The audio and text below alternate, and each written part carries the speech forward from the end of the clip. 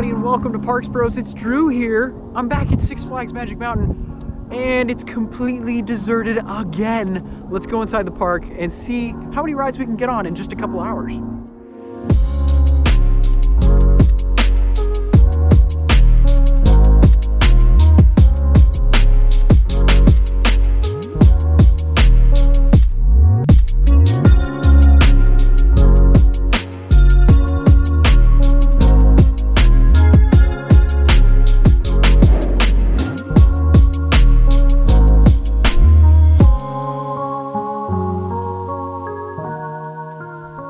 Let's head inside the park. Oh my goodness, I can't believe we're gonna get a great look at Tatsu today. We're finally here at daytime. How about that?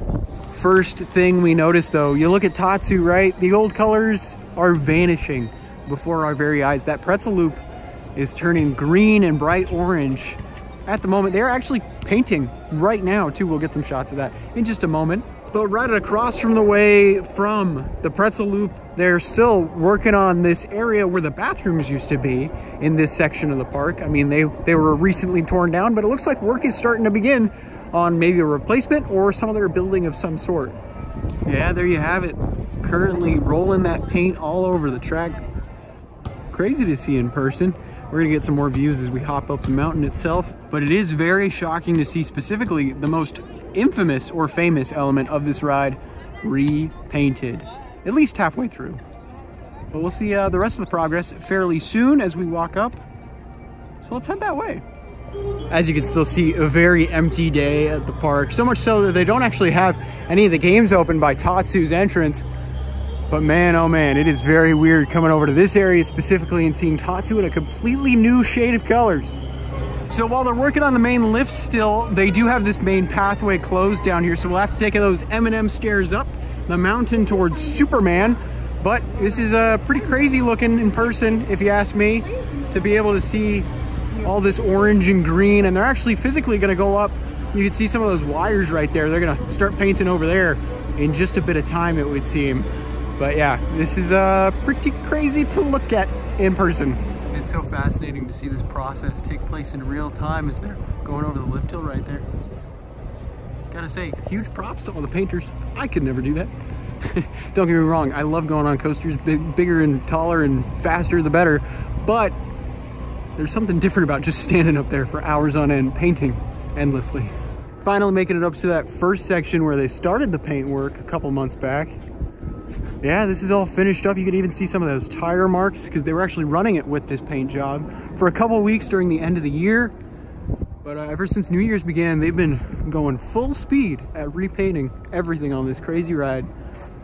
Oh man, it is so weird to me still. And it's gonna be that way for at least the next couple months, or maybe until it's all finished up. Alrighty, forward facing side on Superman. The left-hand side is going on Superman. I've never ridden the forward facing, so we're gonna go check it out.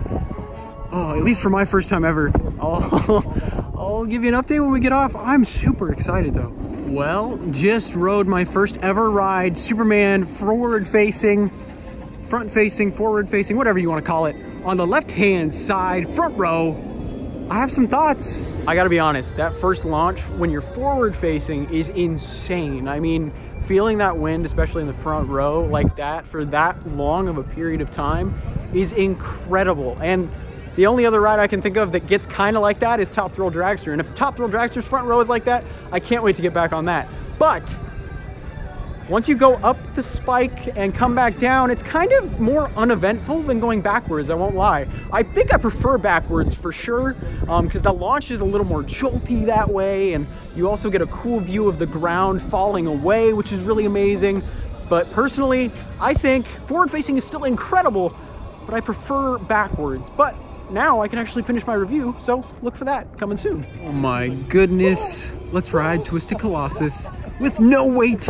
Maybe we'll ride it a couple times. So I've been on a lot of empty days before, but I've never seen this line specifically this quiet. There's literally empty rows in the station right now. Let's get on. Oh my goodness, walked directly onto Twisted Colossus and then got a duel on the second lap. Like a perfect duel. Everything was lined up just to the T. It was incredible. I forgot how much dueling really elevates Twisted Colossus itself. I can't wait to keep riding this in the future, but today we don't have too much time left, so we're gonna walk all the way to X2 because that is open for the first time in a while, and I can't wait to get back on that. And then we'll probably walk back to the construction site, maybe see if anything's changed. If not, we'll just get another ride on Twisted Colossus. Like, why not? But getting that perfect duel, oh my gosh, it like brought me nostalgia almost. It just felt so surreal to have that train going underneath us while we're upside down above them. It was just amazing. And when that ride perfectly duels, it is seriously an elite coaster. Walking next to the Golden Bear Theater now as we're making our way to X2. There's a new tree. What? This wasn't here before, right? Or are we just being crazy? Like, that's brand new. That's kind of cool. Maybe I just never noticed it before, but new foliage is always welcome in my mind. Alrighty, one train is in operation for X2, as this little sign says right here, but that's okay. Hopefully we'll get on pretty quick anyway, because there's nobody here. Well, we're gonna be heading up this lift hill in hopefully about 10 or 15 minutes. So excited. I'm shaking after that back row ride on X2. Oh. Now, if you've watched my previous ranking video of all the coasters at Magic Mountain, you would know my thoughts on X2 already, obviously, and if you haven't checked that out, make sure to do so. But there really is nothing quite like getting this view another 150 feet up in the air and then plummeting down, straight down while facing the ground. I mean, X2 is unbelievable. And even if you're not a big fan of it after you ride it, hopefully you check it out whenever you come to the park for the first time.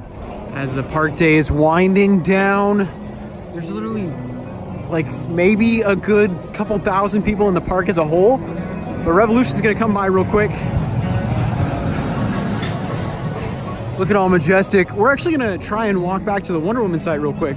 Get a couple more looks at that. If you haven't checked out the construction update, make sure to do so. That'll be in the top right now as well. I would say that was an incredibly successful 2.5 hours. Got some great rides in on Twisted Colossus, of course, and Superman forward facing, as well as X2. I mean, that was way more than I could have expected to do in that time frame, especially with how busy the park is. I mean, it was empty. We could have done more if we really wanted, but we were a little distracted by that Wonder Woman Flight of Courage construction that was happening, and I can't wait to see those supports go vertical, hopefully in the next couple days.